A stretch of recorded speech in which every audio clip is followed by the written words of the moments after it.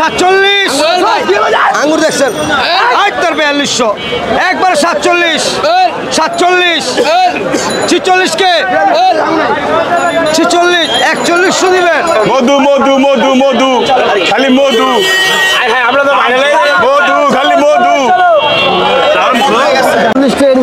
Uncle কত করে KG দিচ্ছেন আজকে? 340। 340 টাকা কেজি। কয়টা কেজি হবে আঙ্কেল? এটা আপনার 5টা কেজি হবে। 5টা কেজি হবে। 340 টাকা আজকের বাজার দর। সুপ্রিয় দর্শক, বরাবরের মতো আমরা এই মুহূর্তে রয়েছি ঢাকার সোয়ারিঘাট বাদামতলী ফলের আড়তে। দেখতে পাচ্ছেন ট্রাকে করে কিন্তু ফলগুলো আসে, আর এখান থেকেই কিন্তু বাংলাদেশের 64 জেলায় পাইকারি যায়। এখান থেকে এটি হচ্ছে বাদামতলী, বাংলাদেশের ঢাকার মধ্যে একমাত্র ফলের পাইকারি আড়ত। তো উপরে দেখতে পাচ্ছেন আড়ত। তো এখান থেকে কিন্তু পাইকার ভাইয়েরা হচ্ছে কিনে নিয়ে বাংলাদেশের বিভিন্ন জেলায় পাইকারি বা খুচরা বিক্রি করে। ঢাকার মধ্যে যারা ব্যবসা করেন অথবা অল্প পুঁজিতে লাভজনক ব্যবসা করার কথা ভাবছেন, তারা মূলত এই ফলের ব্যবসা করতে পারেন। পুঁজি কম কিন্তু লাভ বেশি, এমন একটি ব্যবসা হলো ফলের ব্যবসা, তবে লসেরও সম্ভাবনা থাকে। তো এখানে এই বাদামতলীতে ফল হচ্ছে ডাকে অকশনে বিক্রি হয়। যেমন এই যে দেখতে পাচ্ছেন এই সাইডে এই ভাইয়েরা বিক্রি করতেছে কিভাবে, ট্রাকে করে ফলগুলো আসে, এরপরে এভাবে মালটা হোক, আঙ্গুর হোক, কমলা হোক, আপেল, বিভিন্ন ধরনের ফল এখানে বসে ডাকে বিক্রি হয়। খুব সকাল সকালই ক্রেতারা চলে আসেন এবং ডাকে এই ফলগুলো কিনে নিয়ে যান। ক্যারেটে কোনোটায় 16 কেজি, কোনোটায় 20 কেজি, কোনোটায় 18 কেজি থাকে এবং অকশনে কেনা বেচা হয়। এগুলাই নিয়ে আবার তারা খুচরা বিক্রি করে। তো দেখেন এখানে কিন্তু এভাবেই বিক্রি হচ্ছে ট্রাকে ট্রাকে। এই ভিডিওটি যে যেখান থেকে দেখছেন ভিডিওটি শেয়ার করে দিবেন। ভাইয়া বাদামতলীতে আজকে আপেলের দাম কিরকমের যাচ্ছে? আপেল 49, 5000, 5100। এক কার্টনে কত কেজি থাকে? 18 কেজি। 18 কেজি। কয় টাকা দাম? 5100। তাতে কেজি কত করে? কেজি 300 টাকার একটু কম পড়ে। আচ্ছা 300 টাকা একটু কম পড়ে নাকি? এটা কি আপেল? এটা গালা, সাউথ আফ্রিকার গালা। আচ্ছা সাউথ আফ্রিকার। জি। আচ্ছা আর এটা এটাও একই? জি। আচ্ছা কত বছর ধরে আপনি এখানে বিজনেস করেন? এখানে আমি 15 বছর যাবত আছি। 15 বছর। জি। আপনার লাইফে সর্বনিম্ন কত টাকায় কেজিতে আপেল বিক্রি করছেন? 180। 180 আপনার লাইফে? জি। আর সর্বোচ্চ কত টাকা কেজি বিক্রি করছেন? সর্বোচ্চ 400, 450, 500 এরকম। আঙ্গুরের দাম মামা কমাই দিছি, খালি 250 টাকা।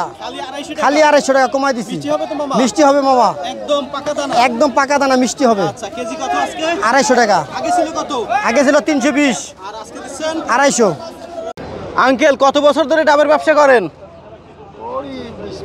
20-25 বছর। আচ্ছা এখন ডাবের পিস কত করে?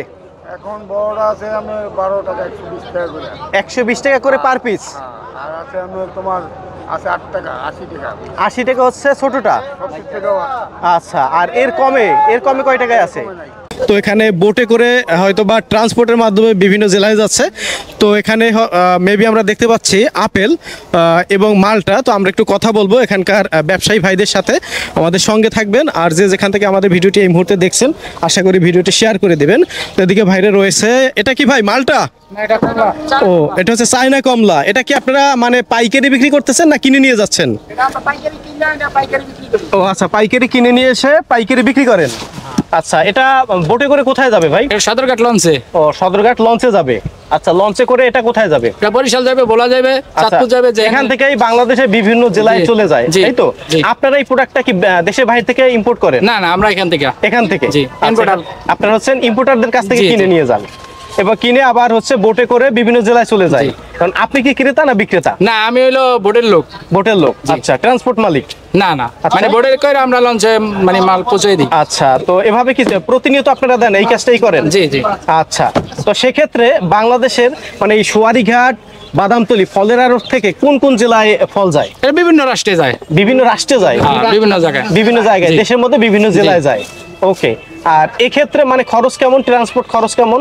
এটা প্রজাপতি 110 টাকা খরচ হয়। আচ্ছা মানে এক পেটিতে 55 টাকা। 55 টাকা। জি। আচ্ছা এক পেটিতে 55 টাকা করে খরচ হচ্ছে।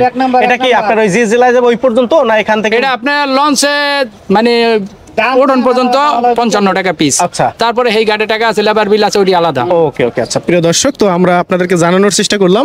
এছাড়াও যারা ফল ব্যবসায়ী রয়েছেন আবার নতুনভাবে ব্যবসা শুরু করতে চান তাদের জন্য কিন্তু এই তথ্যগুলো খুবই গুরুত্বপূর্ণ। তো সঙ্গে থাকবেন, আমরা আরো কিছু তথ্য আপনাদের সামনে শেয়ার করার চেষ্টা করব।